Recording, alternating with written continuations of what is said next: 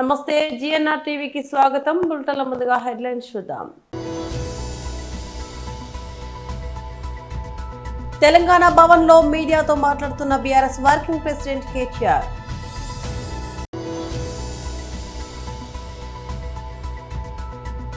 తాడపల్లిలో YSRCP అధ్యక్షులు YS Jagan గారి press meet. Jagan అబద్ధాలు బహిర్గతం, పీపీపీతో విద్యార్థులకు న్యాయం. ఎమ్మెల్యే నసీర్ అహ్మద్ మీడియా సమావేశం.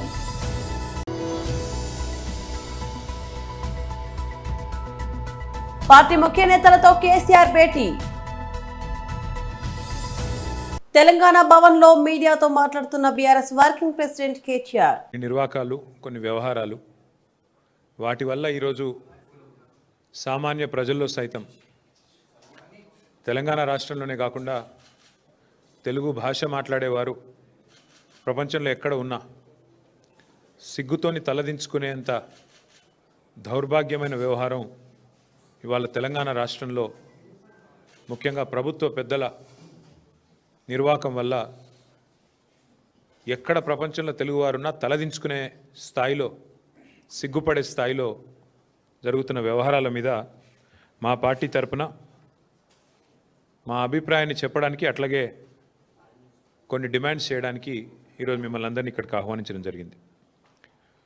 వరుసగా జరుగుతున్న ఈ పరిణామాలు ఏవైతే ఉన్నాయో నిజంగా కూడా చాలా ఆందోళనకరంగా, చాలా బాధాకరంగా తెలంగాణ ప్రతిష్టను దెబ్బతీసే స్థాయిలో ఉన్నాయి.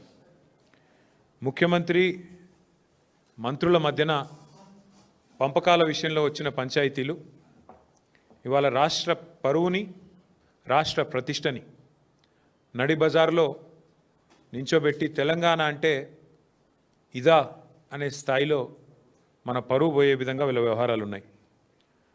మంత్రుల మధ్యలోనేమో కమిషన్ల కోసం కొట్లాటలు, ముఖ్యమంత్రి గారు ఆయన కుటుంబ సభ్యులు చేస్తున్న అరాచకాల గురించి మంత్రుల కుటుంబ సభ్యులు గొంతు పెంచి గొంతు విప్పి బాహాటంగా మీడియాకే చెప్తా ఉన్నారు.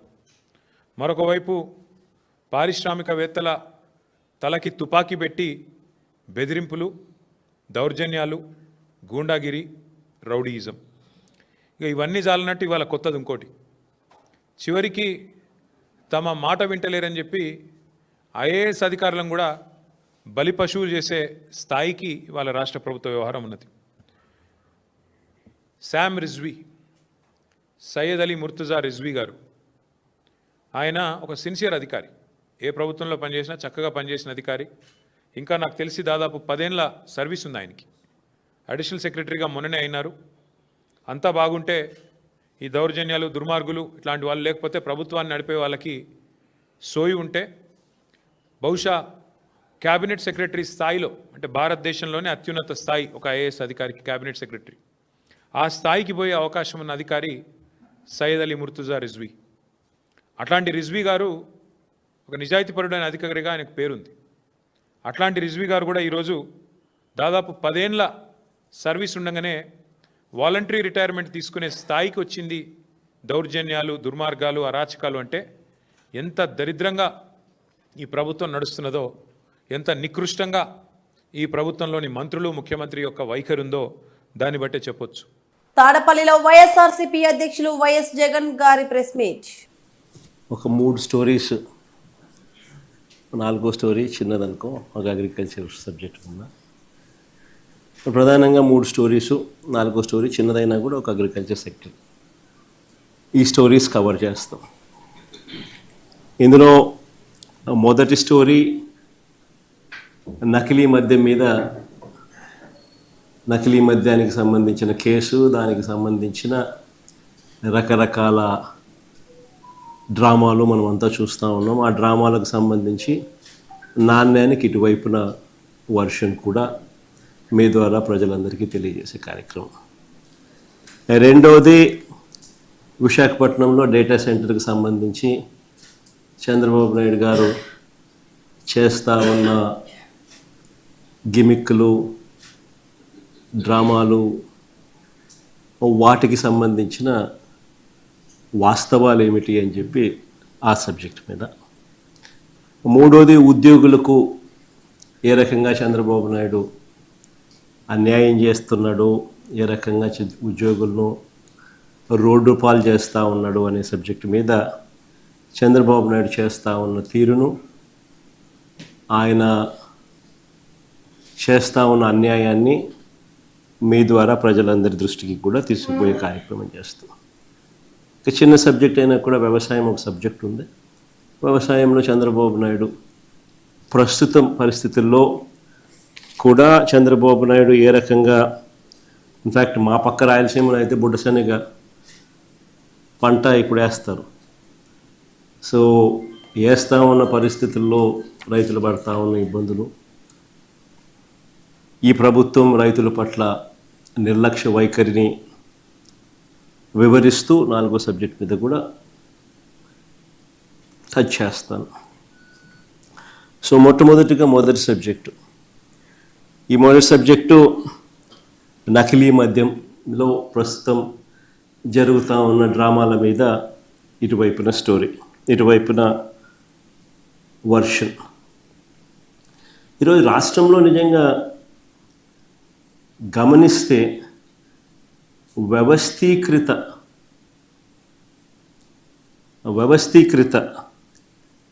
Illicit spurious liquor, illicit spurious మద్యం అన్నది వ్యవస్థీకృత పద్ధతిలో ఏకంగా ఈరోజు మందు అమ్ముడు కాబడుతూ ఉన్న పరిస్థితులు ఈరోజు రాష్ట్రంలో కనిపిస్తూ ఉన్నాయి.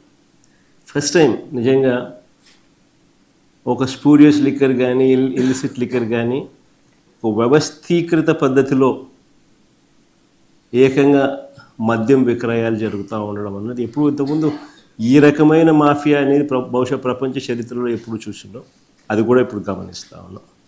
జగన్ అబద్ధాలు బహిర్గతం, పీపీపీతో విద్యార్థులకు న్యాయం, ఎమ్మెల్యే నసీర్ అహ్మద్ మీడియా సమావేశం. అందరికీ నమస్కారం, అస్సలాము అలైకుం. రాష్ట్రంలో వైద్య విద్యను వ్యాప్తి చేయాలనేటువంటి ఆలోచనతో ఎన్డీఏ ప్రభుత్వం చంద్రబాబు నాయుడు గారి నాయకత్వంలో కొత్తగా 10 మెడికల్ కాలేజీలను పీపీపీ పద్ధతిలో చేపట్టాలని చెప్పి నిర్ణయం తీసుకున్నటువంటి పరిస్థితులు. ముఖ్యంగా మనందరికి కూడా తెలుసు, పీపీపీ మోడ్లో అనేక కార్యక్రమాలు, దేశవ్యాప్తంగా అభివృద్ధి కార్యక్రమాలు ఏ విధంగా జరుగుతున్నాయో రాష్ట్ర ప్రజలందరికీ కూడా తెలిసినటువంటి వాస్తవం. ఈరోజు వైద్య విద్య అనేది మరింత విస్తృతంగా ప్రతి ఒక్కరికి కూడా అందాలనేటువంటి ఒక సంకల్పంతో పెండింగ్లో ఉన్నటువంటి 10 మెడికల్ కాలేజీలను పీపీపీ పద్ధతిలో చేపట్టాలనేటువంటి ఆలోచన చేసి దాదాపు రాబోయేటువంటి 2-3 సంవత్సరాల్లోనే 1750 మెడికల్ సీట్లను అందుబాటులో తీసుకొని వచ్చేటువంటి కార్యక్రమాన్ని ఈరోజు ఎన్డీఏ ప్రభుత్వం చేపట్టినటువంటి పరిస్థితులు. అందులో ముఖ్యంగా 220 సీట్లు మనకి రాబోయేటువంటి 2 సంవత్సరాల్లో పెరిగి 110 సీట్లు కన్వీనర్ కోటాలో మెరిట్ స్టూడెంట్స్కి అందించేటువంటి పరిస్థితులు ఉన్నాయి. ఎస్సీ, ఎస్టీ, బీసీ, మైనారిటీలకు సంబంధించినటువంటి వైద్య విద్య కావాలనుకునేటువంటి వాళ్ళందరికీ కూడా వాళ్ళ రిజర్వేషన్ పద్ధతిలోనే అందించేటువంటి ప్రక్రియతో ఈ పీపీపీ మోడ్ను ఆహ్వానించడం జరిగింది.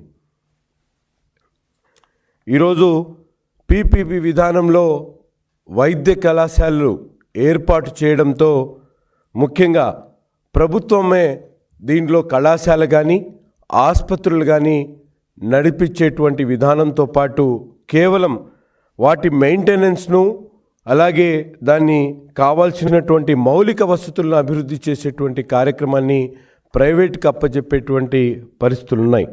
కానీ మనందరికి కూడా తెలుసు, విధ్వంసానికి మారుపేరుగా ఉన్నటువంటి వైసీపీ పార్టీ జగన్మోహన్ రెడ్డి గారి నాయకత్వంలో ఈరోజు ఏ విధంగా దుష్ప్రచారం చేస్తూ ఉన్నారో మీ అందరం కూడా చూస్తూ ఉన్నాం. ప్రైవేట్ సంస్థలకు శాశ్వతంగా భూమి ఇస్తారని చెప్పి అబద్ధాలు మాట్లాడుతున్నటువంటి పరిస్థితులు ఉన్నాయి. ఈరోజు జియోఎంఎస్ నెంబర్ 590లో క్లియర్గా మెన్షన్ చేయడం జరిగింది. ఇది కేవలం లీజు పద్ధతిలోనే వారికి భూములు అప్పచెప్పి 33 సంవత్సరాలు దాన్ని అభివృద్ధి చేసేటువంటి కార్యక్రమం. తిరిగి ప్రతి ఒక్క ఆస్తి కూడా ప్రభుత్వానికి అప్పచెప్పాల్సినటువంటి పరిస్థితుల్లోనే ఈరోజు పీపీపీ మోడ్లో ఈ కాలేజీలను ఏర్పాటు చేయడం జరుగుతూ ఉంది. జూబ్లీహిల్స్ శాసనసభ నియోజకవర్గ ఉప ఎన్నికను బీఆర్ఎస్ పార్టీ ప్రతిష్టాత్మకంగా తీసుకుంది. ఈ నేపథ్యంలో పార్టీ అధినేత కేసీఆర్ స్వయంగా రంగంలోకి దిగి వ్యూహాలకు పదును పెడుతున్నారు. ఎర్రవల్లిలోని తన ఫామ్ హౌస్ లో పార్టీకి చెందిన కీలక నేతలతో ఆయన సమావేశమయ్యారు. ఈ కీలక సమావేశానికి మాజీ మంత్రులు హరీష్ రావు, జగదీష్ రెడ్డి, ఎర్రబెల్లి దయాకర్ రావు, తలసాని శ్రీనివాస్ యాదవ్, సునీత లక్ష్మారెడ్డి, సింగిరెడ్డి నిరంజన్ రెడ్డి, వేముల ప్రశాంత్ రెడ్డి వంటి ముఖ్య నేతలతో పాటు పలువురు ఎమ్మెల్యేలు, ఎమ్మెల్సీలు హాజరయ్యారు. ఈ సందర్భంగా జూబ్లీహిల్స్ ఉప ఎన్నికల్లో అనుసరించాల్సిన వ్యూహంపై కేసీఆర్ పార్టీ నేతలకు దిశానిర్దేశం చేశారు. నియోజకవర్గంలోని తాజా రాజకీయ పరిస్థితులు, క్షేత్రస్థాయిలో చేపట్టాల్సిన ప్రచార కార్యక్రమాలు, ముఖ్యంగా ఇంటింటి ప్రచారం, ఇతర పార్టీల నుంచి బీఆర్ఎస్ లో చేరే నాయకుల అంశాలపై ఈ భేటీలో కులంకషంగా చర్చించినట్లు సమాచారం. ఉప ఎన్నికల్లో విజయం సాధించడమే లక్ష్యంగా పార్టీ శ్రేణులందరినీ సమాయత్తం చేయాలని సమావేశంలో కేసీఆర్ సూచించినట్లు తెలుస్తోంది. ఉప ఎన్నికల వేడి చుట్టుముట్టిన తెలంగాణ రాజకీయాలు మరింత రసవత్తరంగా మారాయి. ముఖ్యమంత్రి రేవంత్ రెడ్డిపై కేటీఆర్ చేసిన విమర్శలకు వరంగల్ పశ్చిమ ఎమ్మెల్యే నాయని రాజేందర్ రెడ్డి తనదైన శైలిలో ఘాటు వ్యాఖ్యలిచ్చారు. ఒక్కసారి నీ పాలన గుర్తు చేసుకో కేటీఆర్ అంటూ నాయని విరుచుకుపడ్డారు. వివరాల్లోకి వెళ్తే నేను చాలా పెద్ద నాయకుని అయిపోతా అనుకోవటం అది చాలా హీనమైన చర్య. మీ ప్రభుత్వంలో మీరు ఏం చేసిండ్రు, ఎమ్మెల్యేలను ఏ విధంగా చూసిండ్రు, మంత్రులను వేదిక మీద ఏ విధంగా చికాకు పెట్టిండ్రు, దళిత డిప్యూటీ సీఎంని కారణం ఏందని చెప్పకుండా తీసేసినప్పుడు ఒక్క దళిత మంత్రి గాని దళిత నాయకుడు గాని మీ దాంట్లో మాట్లాడినరా? మీ పాలనలో మీరు చేసిన అవమానాలు అంతా ఇంత కాదు. అధికారులని మంచి మంచి సమర్థులైన ఐఏఎస్ ఐపీఎస్ అధికారులను పక్కకు పెట్టి రిటైర్డ్ అయిన అధికారులను పెట్టి నడిపించిన చరిత్ర మీది. ఇవాళ మీరు మాట్లాడితే దానికి అర్థం పర్థం ప్రజలు చూస్తూ అసహించుకుంటున్నారు మీ యొక్క దాన్ని. అంటే మీరు మీ సొంత ఇల్లు చక్కబెట్టుకోలేని మీరు ఇవాళ మీ ఇంట్లో మాట్లాడిన ఆడపడుచు అవినీతి గురించి, మీరు చేసిన కుంభకోణం గురించి అన్ని మాట్లాడితే ఒక్క జవాబు చెప్పలేని మీరు ఇవాళ మా ముఖ్యమంత్రి గారి మీద వచ్చిరాని మాటలు మాట్లాడుకుంటూ కర్రెపాకంటే హీనంగా తీసేసారు. మీ యొక్క పాలనలో అధికారులను గాని, ఎమ్మెల్యేలను గాని, మంత్రులను గాని, ఇంకెవర్లు గాని ఇలా అసమర్థత పోలీసు అని మాట్లాడుతున్నారు మీరు. పార్వతీపురం పట్టణంలో వన్ స్టాప్ సెంటర్ కు శంకుస్థాపన చేసిన మంత్రి గుమ్మడి సంధ్యారాణి, పాల్గొన్న జగదీశ్వరి, ఎమ్మెల్యే బోలెల విజయ్ చంద్ర, కలెక్టర్ ప్రభాకర్ రెడ్డి మహిళలకు అండగా వన్ స్టాప్ సెంటర్. మహిళలకు ఏ కష్టం వచ్చినా ఒక పొట్టిల్లులాగా వన్ స్టాప్ సెంటర్ ఉంటుంది. జిల్లాలో డోలి మోతులకు చెక్ పెట్టేందుకు చర్యలు చేపడుతున్నాం. ఐటీడీఏ పీఓతో మాట్లాడి డోలి మాతల నియంత్రణకు అనుసంధాన రహదారి నిర్మించేందుకు వాహనాలు వెళ్లేలా 40 కోట్లతో రోడ్డు నిర్మిస్తాం. ప్రతి విద్యార్థి ఆరోగ్య భద్రతే ప్రభుత్వ లక్ష్యం. జిల్లాలో ఒక్క గిరిజన విద్యార్థులకే జ్వరం రావడం లేదు. సీజన్ కనుక జ్వరాలు అందరికీ వచ్చే అవకాశం ఉంది. దీనిపై వైసీపీ ఒకసారి రాద్ధాంతం చేస్తుంది. మాజీ డిప్యూటీ సీఎం, మాజీ కురూపం ఎమ్మెల్యే 11 మంది గిరిజన విద్యార్థులు మరణించారని ప్రచారం చేస్తుంది. నిజంగా జిల్లాలో 11 మంది చనిపోతే వైసీపీ ఇద్దరికి ఎక్స్గ్రేషియా ఎందుకు ఇచ్చింది? 11 నెంబర్ అంటే వైసీపీకి చాలా ఇష్టం. పిల్లలు ఆరోగ్యం, వసతి గృహాల్లో మౌలిక సదుపాయాలు కల్పనే ధ్యేయం. మోతలు అనేది మీకు అందరికి కూడా అంటే ఆల్రెడీ కూటమి ప్రభుత్వం వచ్చిన తర్వాత దాదాపుగా 1300 కోట్ల రూపాయలతో డోలీ మోతలు ఉండకూడదని రాష్ట్రం మొత్తం మీద రోడ్లు వేసిన సంగతి మీ అందరికి కూడా తెలుసు. వేస్తూనే ఉన్నాం. కానీ డోలీ మోతలు లేకుండా ఉండాలి అంటే దాదాపు 4000 కోట్లు కావాలి మన రాష్ట్రంలో. ప్రతి గ్రామానికి వెహికల్ వెళ్ళాలి అని అంటే, ఎందుకంటే హిల్ టాప్ ఏరియాలో గిరిశిఖర గ్రామాలన్నింటిలో కూడా డోలీ మోతలు అక్కడ కొంచెం ఉంటున్నాయి. కానీ మన ప్రభుత్వం వచ్చాక, మన కూటమి ప్రభుత్వం వచ్చాక, మన మంచి ప్రభుత్వం వచ్చిన తర్వాత చాలా వరకు రోడ్లు వేస్తూ రహదారి సౌకర్యం కోసం అక్కడ లోకల్లో ఉన్న సర్పంచ్ గారైతేనేమి, సహాయంతోనైతేనేమి, లేదనుకుంటే అక్కడ ఉన్నటువంటి ఐటీడీఏ డిపార్ట్మెంట్ అయినా, పిఆర్ డిపార్ట్మెంట్ అయినా, ఏ డిపార్ట్మెంట్ అయినా ఫార్మేషన్ ఆఫ్ రోడ్స్ కొన్ని చేస్తున్నాం. అలాగే మేము కలెక్టర్ గారు, మేమంతా ఇప్పుడు ముఖ్య గారు మేమంతా అనుకున్నది ఏంటంటే, యాక్చువల్గా ఇప్పుడు ఏవైతే మేము 1300 కోట్లతో రోడ్లు వేసినా ఇంకా మనకు బ్యాలెన్స్ కొన్ని ఉన్నాయి. అవి చెయ్యాలి అంటే మాకు 2 సంవత్సరాలు ఖచ్చితంగా పడుతుంది.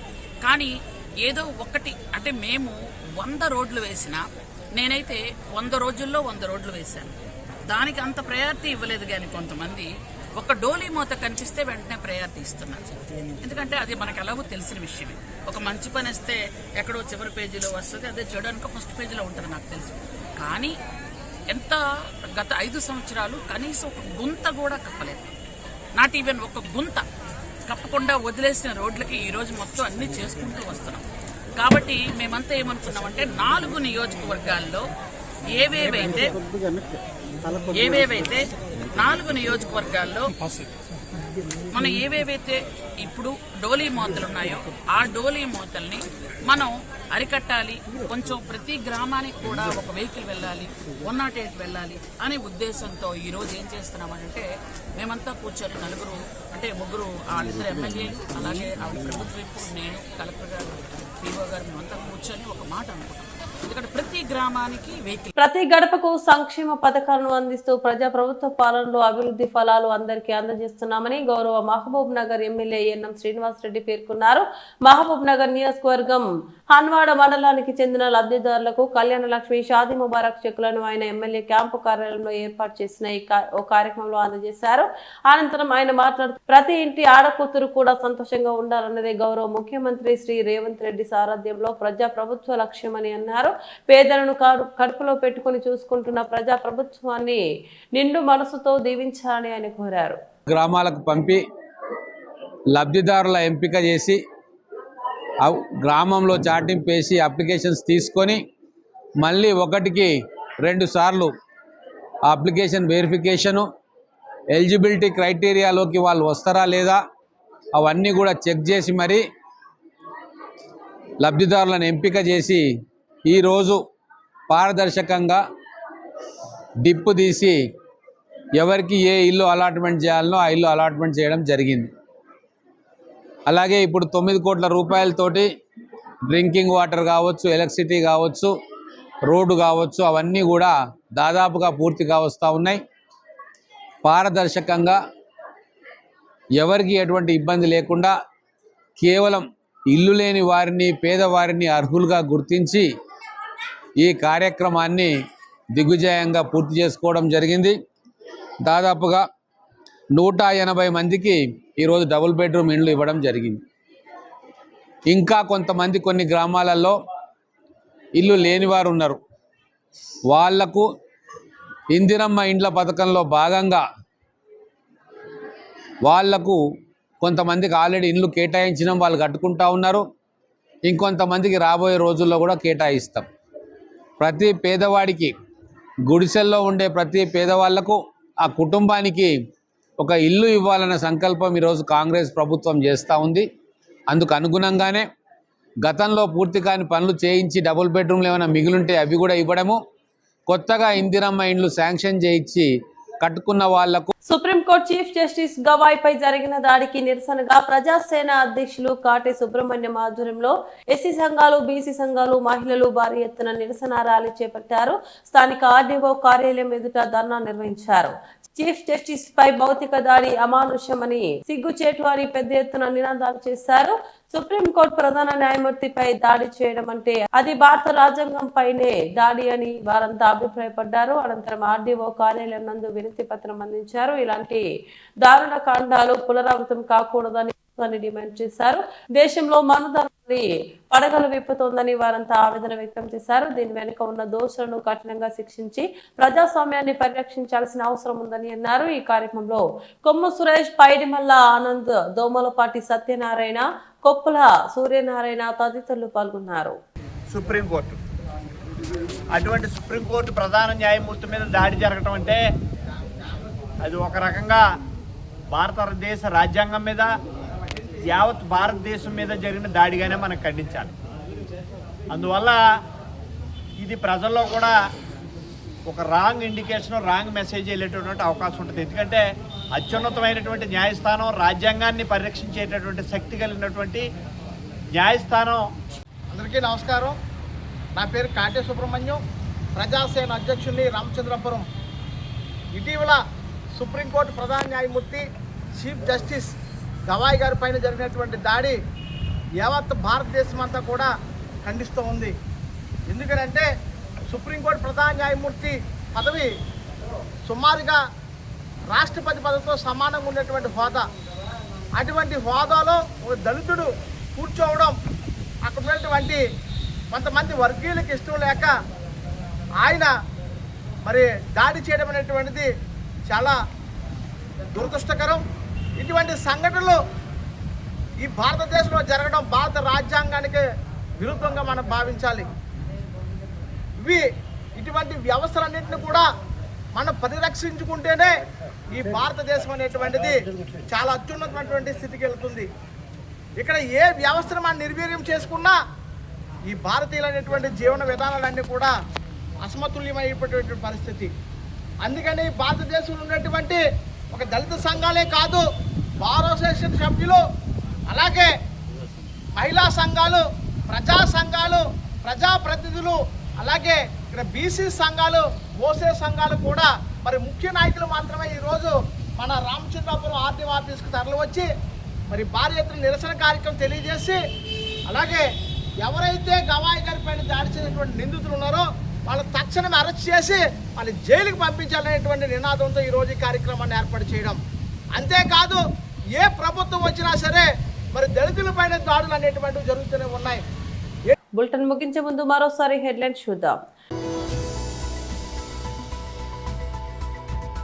తెలంగాణ భవన్ లో మీడియాతో మాట్లాడుతున్న BRS working president KTR.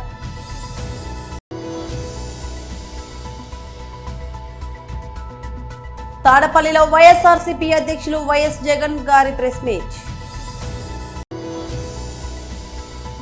Jagan అబద్ధాలు బహిర్గతం, పీపీపీతో విద్యార్థులకు న్యాయం, ఎమ్మెల్యే నసీర్ అహ్మద్ మీడియా సమావేశం.